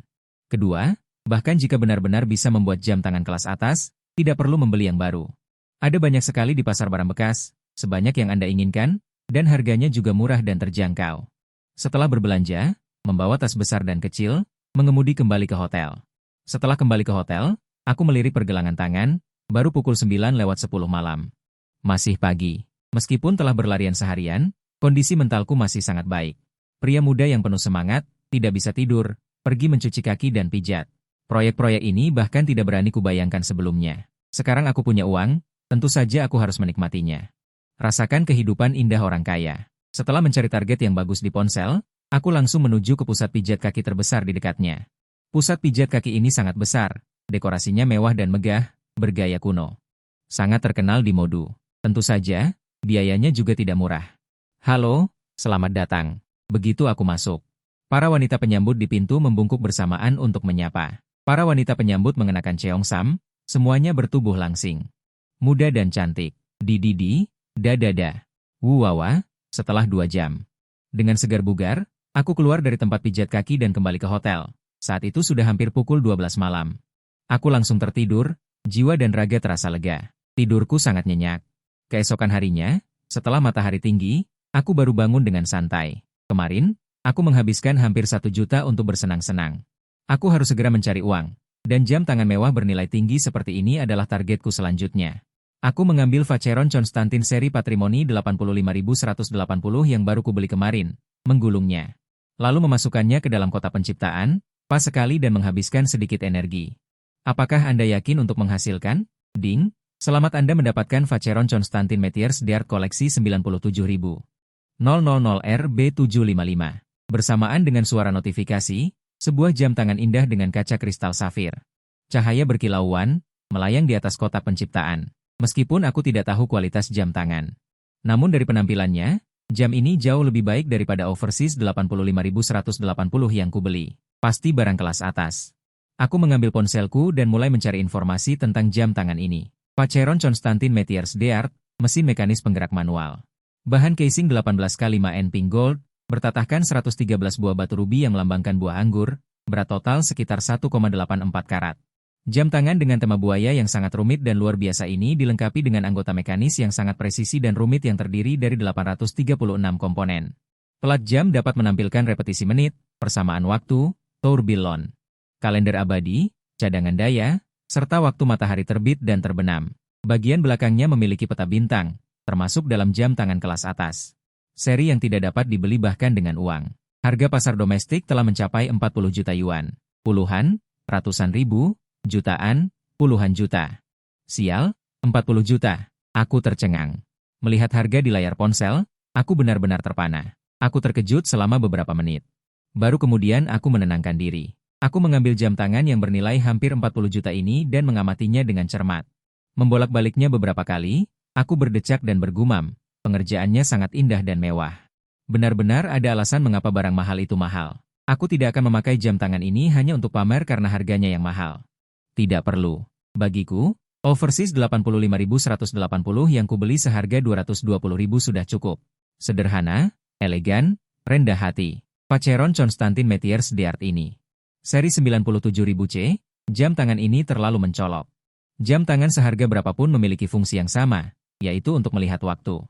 Tugas utamaku sekarang adalah mencari uang, mengakuisisi pembangkit listrik untuk meningkatkan kota penciptaan. Menjualnya untuk mendapatkan uang adalah solusi terbaik. Aku mulai mencari toko barang mewah bekas daring dan setelah mencari selama 2,5 menit. Akhirnya menemukan toko yang paling kuat, Klub Sihai, yang didirikan oleh 4 putra mahkota kota iblis. Bersama-sama. Industri mereka meliputi mobil mewah, kapal pesiar mewah, pesawat pribadi, pakaian bermutu tinggi, jam tangan bermutu tinggi, minuman keras bermutu tinggi, kosmetik, tas, barang antik, batu giok, DLL. Kekuatan mereka sangat besar. Mereka memiliki jaringan, latar belakang, dan modal. Ini adalah klub nomor 1 di kota iblis. Jangankan 40 juta, bahkan barang senilai ratusan juta yuan. Klub Sihai dapat dengan mudah memakannya. Alasan aku memilih Klub Sihai selain karena kekuatannya yang besar adalah. Alasan terpenting adalah Klub Sihai tidak pernah bertanya dari mana asal barang yang mereka beli. Mereka hanya melihat baik dan buruknya barang. Selama itu barang bagus yang berharga, mereka tidak akan menolak. Setelah mengetahui informasi dengan baik, aku membungkus Vacheron Constantin Metiers d'Art 9700C dengan cling wrap dan meninggalkan hotel. Aku langsung berkendara ke Klub Sihai. Setelah setengah jam, aku tiba di Klub Sihai. Setelah memarkir mobil, aku berjalan dengan langkah besar ke Klub Sihai sambil membawa jam tangan. Tidak heran ini adalah klub terbaik di kota iblis. Dekorasinya sangat mewah. Aku berjalan ke pintu dan seorang satpam bertanya sambil tersenyum sopan. Tuan, tolong tunjukkan kartu keanggotaan. Sebagai klub nomor 1 di kota iblis, sumber daya jaringannya luas. Tentu saja, tidak semua orang bisa masuk dengan bebas. Hanya anggota yang memenuhi syarat untuk masuk dan berbelanja. Aku bertanya, aku datang untuk menjual barang. Seharusnya tidak memerlukan kartu keanggotaan, kan? Satpam berkata, silakan masuk, Tuan. Setelah aku memasuki lobi, segera seorang wanita muda berseragam dan berpenampilan cantik menghampiriku dan bertanya sambil tersenyum. Halo, Tuan. Ada yang bisa saya bantu? Aku ingin menjual jam tangan mewah, kataku sambil tersenyum. Tuan, barang mewah bekas ada di lantai 3. Terima kasih. Kemudian, aku naik lift ke lantai 3. Begitu aku masuk, seorang resepsionis khusus langsung menghampiriku. Setelah aku menjelaskan maksud kedatanganku, dia membawaku ke ruang penilaian jam. Ada cukup banyak orang di ruang penilaian jam. Semuanya berpakaian rapi dan tampak berkilau. Semuanya berdandan seperti elit bisnis dan masyarakat kelas atas. Setelah setengah jam, giliranku. Aku mengeluarkan jam tangan yang terbungkus rapat dalam cling wrap dari saku. Seorang penilai jam tangan parubaya benar-benar menggunakan bungkus plastik. Ini pertama kalinya saya melihatnya. Setelah menerimanya, robek bungkus plastik tebal itu, dan seketika jam tangan berwarna emas merah muda. Menampakkan kemewahan aslinya, sangat indah dan menakjubkan. Ekspresi penilai jam tangan parubaya itu awalnya terkejut, lalu berteriak kaget. Ini adalah Vacheron Constantin, koleksi atelier Cabinotier 9700C. Dia telah menilai jam tangan selama lebih dari 20 tahun, akrab dengan berbagai jam tangan, terutama untuk toko jam tangan kelas dunia seperti Vacheron Constantin. Dia sangat mengenalnya. Dia tidak salah lihat. Ini pasti Vacheron Constantin koleksi atelier Cabinotier 9700C. Begitu kata penilai jam tangan parubaya ini. Seketika menarik perhatian banyak orang di ruangan itu, dan mereka semua berkerumun. Ya Tuhan, Benar-benar jam tangan atelier Cabinotier 9700C. Jika saya tidak salah ingat, jam tangan ini bernilai puluhan juta. Tepatnya, harga pasar mendekati 40 juta, termasuk dalam level koleksi. Di antara mereka ada yang tahu barang, memiliki pengetahuan, dan sangat memahami nilai jam tangan 9700C ini. Ini adalah jam tangan top level bernilai puluhan juta. Sangat langka, Anda tidak bisa membelinya meskipun punya uang. Hanya anggota VIP top Vacheron Constantin yang berhak membelinya. Seketika, semua mata tertuju pada saya, tidak percaya. Bisa memiliki jam tangan bernilai jutaan. Itu sudah sangat hebat, sangat bergengsi. Tetapi pemuda di depan mata ini memiliki jam tangan bernilai puluhan juta, sulit membayangkan seberapa besar kekayaan orang ini. Melihat 9700C di tangannya, tangan penilai jam tangan itu sedikit gemetar. Terlihat bahwa dia sangat bersemangat dan terkejut. Ini adalah pertama kalinya dia bersentuhan langsung dengan jam tangan level ini. Sangat langka. Saya tidak bisa menahan diri untuk menyela. Berapa harga jual kembali jam tangan ini? Begitu kata ini diucapkan, semua orang tercengang. Mereka awalnya mengira pemuda ini sedang merawat jam tangan, tanpa diduga dia ingin menjualnya. Ini adalah Vacheron yang sangat langka. Constantin koleksi atelier Cabinotiers, tidak menyimpannya sendiri untuk koleksi, dijual. Penilai jam tangan Parubaya juga sangat terkejut, dan bertanya kepada saya, "Tuan, apakah Anda yakin?" Saya mengangguk dan berkata, "Tuan, mohon tunggu sebentar." Penilai jam tangan Parubaya mengatakan satu kalimat, lalu mulai menggunakan kaca pembesar untuk memeriksa dengan cermat selangkah demi selangkah 1 mm demi 1 mm. Setelah sekitar 3 atau 4 menit, penilai jam tangan Parubaya berhenti, dan bertanya kepada saya dengan heran, "Tuan, apakah jam tangan Anda ini belum pernah dipakai? Tidak ada goresan atau kotoran sedikit pun, seperti baru keluar dari pabrik." Sangat baru. Saya membuat jam tangan ini belum sampai 1 jam. Saya juga berhati-hati saat membungkusnya dengan plastik wrap. Takut ada cacat yang mempengaruhi harga jual. Setelah dibeli, selalu disimpan di brankas. Singkatnya, ini hampir seperti jam tangan baru. Harga pembelian kembali 38 juta yuan. Bagaimana menurut Anda? Ada 2 alasan mengapa penilai jam tangan Parubaya memberikan harga setinggi itu. Poin pertama adalah jam tangan ini tidak memiliki cacat. Dapat langsung dijual tanpa perlu perawatan atau perbaikan. Poin kedua, klub Sihai tidak kekurangan pembeli. Anggota klub memiliki kekayaan minimal jutaan, dan tertinggi puluhan hingga ratusan miliar. Selama berita disebarkan, jam tangan Vacheron Constantin Metiers DR 9700C ini akan diperebutkan banyak orang. Klub Sihai dapat menghasilkan keuntungan jutaan dari penjualan kembali. Adapun mengapa sertifikat dan faktur jam tangan saya tidak diperlukan. Ini tidak penting bagi klub Sihai. Selama kualitas barangnya tinggi, itu tidak akan mempengaruhi penjualan sekunder mereka. Saya tersenyum dan mengangguk, berkata, "Oke, sebelum datang, saya mencari informasi di internet. Harga ini cukup masuk akal. Tentu saja, jika mencari orang lain untuk menjualnya, mungkin bisa mendapatkan harga yang lebih tinggi. Tidak perlu. Dengan waktu dan energi ini, lebih baik saya menggunakan kota penciptaan untuk membuat beberapa jam tangan kelas atas lagi. Bagaimanapun, ini mudah bagi saya." Setelah dipastikan, penilai jam tangan Parubaya menelepon. Segera, seorang petugas keuangan dari klub Sihai masuk. Saya memberitahu nomor rekening bank saya kepada petugas keuangan, dan keuangan melakukan transfer di tempat. Efisiensi kerjanya sangat tinggi, dan segera uangnya masuk. Melihat informasi transfer di ponsel saya, 38 juta yuan. Ekspresi wajah saya tenang dan acuh tak acuh. Keajaiban kota penciptaan telah membuat saya kebal terhadap godaan uang. Uang mudah didapatkan bagi saya sekarang, tidak ada yang perlu dieksplorasi. Ketenangan saya, di mata orang lain, sangat luar biasa. Semua orang sangat iri. Mereka berpikir dalam hati, inilah kepercayaan diri seorang pemuda kaya raya. Mungkin puluhan juta ini hanyalah setetes air di lautan baginya. Setelah uang masuk, saya meninggalkan klub Sihai. Pertama-tama, saya pergi ke kantor pajak. Untuk menghindari pemeriksaan pajak, pajak penghasilan pribadi 20% harus dibayarkan. Tiba-tiba berkurang 7.600.000 yuan. Hati saya sakit untuk sesaat. Kemudian, saya kembali ke hotel.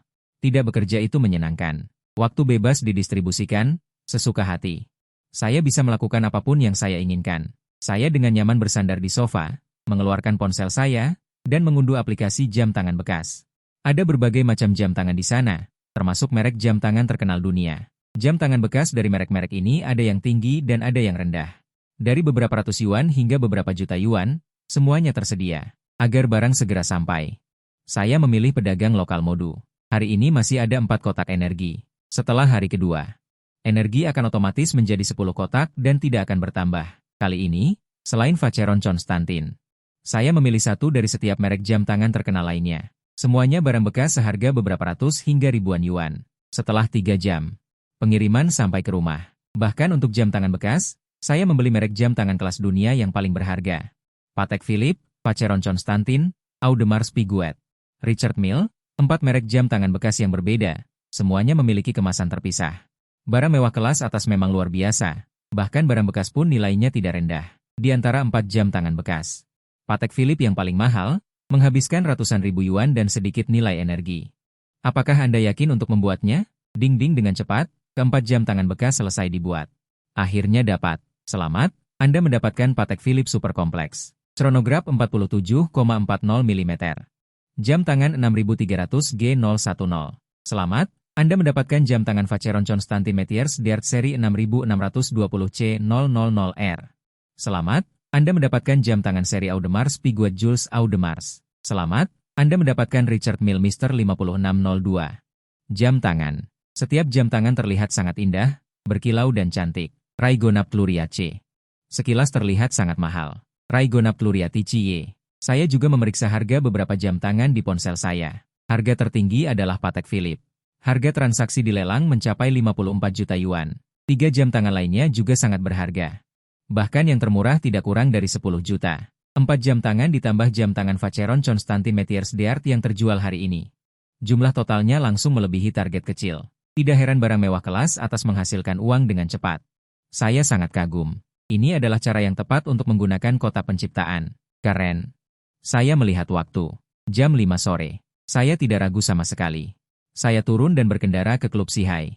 Barang-barang mewah bernilai puluhan juta ini hanya bisa ditampung oleh Klub Sihai di Modu. Klub Sihai. Masih ahli jam tangan parubaya itu. Melihat 4 jam tangan indah dari berbagai merek di depannya. Ahli jam tangan parubaya itu sangat terkejut. Dia menatapku dan bertanya dengan terkejut. Jual semuanya? Menghitung jam tangan Vacheron Constantin Metiers d'Art 6700 yang beberapa jam lalu, pemuda ini telah mengeluarkan 5 jam tangan. Dan semuanya bernilai puluhan juta. Dia juga pernah melihat seseorang yang memiliki begitu banyak jam tangan kelas atas. Tapi ini pertama kalinya dia melihat semuanya dijual untuk mendapatkan uang. Karena sudah dipastikan saya menjualnya, penilai jam tangan parubaya itu tidak banyak bicara. Mulai melakukan penilaian dan pemeriksaan. Setelah belasan menit, keempat jam tangan selesai dinilai. Hampir seperti barang baru dari pabrik, sangat baru dan tanpa goresan sedikit pun. Pihak lain memiliki catatan transfer, ada nomor rekening bank saya. Tak lama kemudian, uang dari keempat jam tangan itu masuk ke rekening. Total 91.800.000 yuan. Ditambah Vacheron Constantin 6700C sebelumnya, saldo rekening bank saya masih mencapai 120 juta lebih. Belum pernah terjadi sebelumnya, bisa dibilang saya benar-benar menghasilkan target kecil sehari.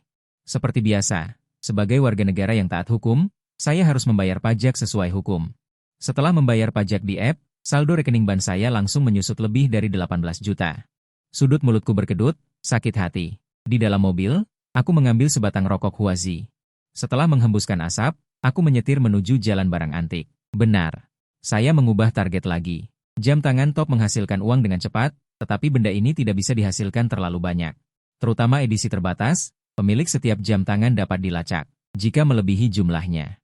Itu tidak mudah dijelaskan. Tidak boleh serakah, tahu kapan harus berhenti. Setelah tiba di jalan barang antik, saya langsung menuju toko barang antik terbesar, barang antik dan lukisan kaligrafi. Giok Zamrud ada semua, sangat lengkap. Saya datang ke depan etalase Giok Zamrud. Tanpa bertele-tele dan basa-basi, saya membeli gelang yang saya inginkan dengan sederhana. Cincin jempol, untayan manik-manik, liontin Buddha Giok, berbagai model dan gaya saya beli semua. Semuanya tingkat dozong, jenis Giok, beberapa ratus yuan per buah, tidak terlalu berharga. Totalnya hanya 1.000 yuan lebih. Saya tidak membeli banyak, berencana untuk kembali dan mencobanya dulu. Jika giok dozong benar-benar bisa menghasilkan giok berkualitas tinggi, itu akan sangat hebat. Ini adalah jalan panjang untuk menjadi kaya.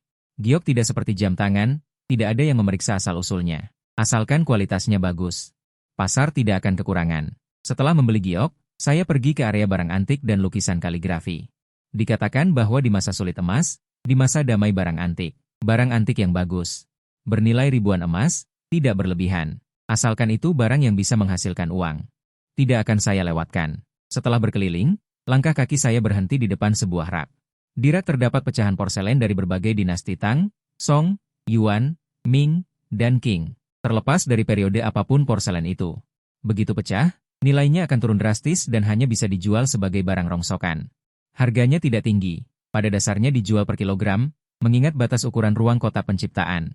Saya hanya bisa memilih porselen kecil, seperti mangkuk, piring, cangkir teh, DLL, yang berukuran dalam 10 cm. Setelah beberapa pilihan, saya akhirnya memilih pecahan dari 3 dinasti Yuan, Ming, dan Qing, dan membeli masing-masing satu jin. Saya menghabiskan beberapa ratus yuan untuk uang kecil, dan saya memperlakukan ini semua sebagai eksperimen, dan semua orang senang. Jika tidak berhasil, buang saja. Keesokan harinya, saya bangun secara alami di tempat tidur besar dan lembut di hotel. Hal pertama yang saya lakukan setelah bangun adalah mulai membuat porselen dan batu giok. Saya mulai dengan membuat porselen. Porselen yang saya beli semuanya kecil dan bisa dimasukkan dengan sempurna ke dalam kotak penciptaan, dan saya berhenti sampai penuh sesak. Menghabiskan sedikit nilai energi. Apakah Anda yakin ingin membuatnya? Selamat, Anda telah mendapatkan Guci 9 musim gugur biru dan putih Chenghua dari dinasti Ming.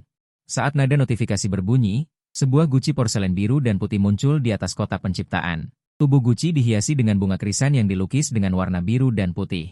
Bunga-bunga yang sedang mekar seperti anyelir dan kupu-kupu beterbangan, sangat hidup. Saya terkejut. Saya juga telah melihat pengantar tentang porselen biru dan putih dan nilainya sebelumnya. 2 tahun lalu, di rumah lelang Poli Kyoto. Sepotong porselen seukuran telapak tangan dilelang dengan harga transaksi 28.175.000 yuan, yang benar-benar membuat saya terkejut. Saya menerima Guci 9 musim gugur biru dan putih Chenghua dari dinasti Ming dengan gembira, dan telapak tangan saya menyentuhnya, dengan kualitas janin yang putih. Teksturnya halus dan lembut, putar toplesnya dan amati dengan cermat. Bahkan orang awam seperti saya yang tidak mengerti barang antik dapat merasakan keunggulan porselen ini. Pada saat yang sama, saya juga menemukan beberapa karakter kecil bergaya reguler pada lingkaran ganda biru dan putih di bagian luar bawah toples. Itu sebenarnya 6 karakter dibuat pada tahun Chenghua dari dinasti Ming. Tulisan tangannya rapi dan indah. Sekilas terlihat bahwa itu berasal dari tangan ahli kaligrafi. Setelah melihatnya selama 3 atau 4 menit, saya dengan hati-hati meletakkannya di atas meja kopi dan terus membuat porselen yang tersisa. Selamat atas perolehan Anda atas guci kecil naga laut biru dan putih Chenghua dari dinasti Ming. Selamat atas perolehan Anda atas piring kecil dengan pola biru dan putih dari dinasti Yuan. Selamat atas perolehan Anda atas cangkir silinder dengan pola bunga dan burung email yang dibuat oleh Qianlong dari dinasti Qing. Setelah menggabungkan 4 potong porselen, saya mengakhiri pembuatan porselen juga merupakan bisnis satu kali. Setelah menyelesaikan transaksi ini, saya tidak akan dengan mudah mensintesis porselen antik lagi. Barang antik dan jam tangan top sama-sama memiliki jejak yang bisa diikuti. Jika terlalu banyak yang muncul, itu akan terungkap. Keempat potong porselen itu sangat indah. Saya memeriksa harganya di internet. Yang termahal adalah guci kecil naga laut biru dan putih Chenghua dari dinasti Ming. Harga transaksinya di lelang Sotheby adalah 33.775.000 dolar Hong Kong. Dikonversi menjadi lebih dari 30 juta RMB, dua harga lainnya, saya tidak menemukan harganya. Setelah pembuatan keramik selesai, saya mulai membuat batu giok zamrud. Pertama saya memasukkan gelangnya. Mengonsumsi sedikit energi. Apakah Anda yakin ingin membuatnya? Yakin. Karena keramik bisa, maka zamrud pasti juga bisa, dalam harapan saya. Nada dering berbunyi, mendapatkan gelang giok jenis Longxi. Sial. Kaisar hijau. Saya sudah memahami giok sebelum membuatnya, yang paling berharga adalah jenis kaca. Juga dikenal sebagai kaisar hijau. Tingkat kualitas giok dari tinggi ke rendah. Jenis kaca, jenis es tinggi, jenis es ketan, jenis kembang sepatu, jenis ketan, jenis kacang. Warna, hijau, merah, kuning, ungu, putih, warna kombinasi, yang paling umum adalah hijau. Semakin pekat warnanya, semakin seragam dan penuh kualitasnya, dan tidak ada kapas. Tidak ada retakan, renyah dan merdu saat diketuk, harga giok dengan kualitas seperti itu juga yang tertinggi. Saya mengambil gelang itu dan memeriksanya dengan cermat, gelang itu seperti kaca. Berkilauan, jari menyentuhnya, teksturnya halus, murni, dan tanpa cacat. Warna hijau yang sangat pekat sangat murni dan cerah, dengan kilauan samar yang berkedip-kedip di atasnya. Saya menjadi kaya. Saya sangat bersemangat, giok jenis kaca sangat langka. Sangat jarang di pasaran, dan hanya dapat dilihat di beberapa rumah lelang, merupakan barang langka yang tak ternilai harganya. Kemudian, saya terus menyintesis cincin ibu jari, kalung, dan liontin Buddha giok, tanpa keraguan. Setelah dibuat oleh kotak penciptaan, kualitasnya benar-benar berubah. Semuanya adalah jenis kaca terbaik. Pada saat yang sama, saya memesan 2 kotak energi. Hati saya tiba-tiba memiliki rencana besar yang dapat menghasilkan ratusan juta sekaligus. Saya mulai berbelanja online. Pertama saya membeli koper, yang digunakan untuk menyimpan barang antik dan giok. Kemudian saya memesan sekantong kecil batu bara dan sebotol darah ayam. Segera, Barang-barang yang saya beli secara online dikirim ke pintu saya. Saya memasukkan potongan arang dan darah ayam secara bersamaan, harta karun langka yang paling berharga dan langka di antara berlian. Itu adalah berlian merah. Jika potongan arang dan darah ayam dapat menghasilkan berlian merah, itu akan sangat luar biasa. Mengonsumsi sedikit nilai energi. Apakah Anda yakin ingin membuatnya? Selamat, Anda mendapatkan berlian merah 25,9 gram. Saat nada dering berbunyi, sebuah batu merah seukuran telur merpati muncul di depan mata saya. Secara keseluruhan memancarkan cahaya merah yang menyilaukan, berkilauan, dan batu merah cerah tampak memiliki darah yang mengalir.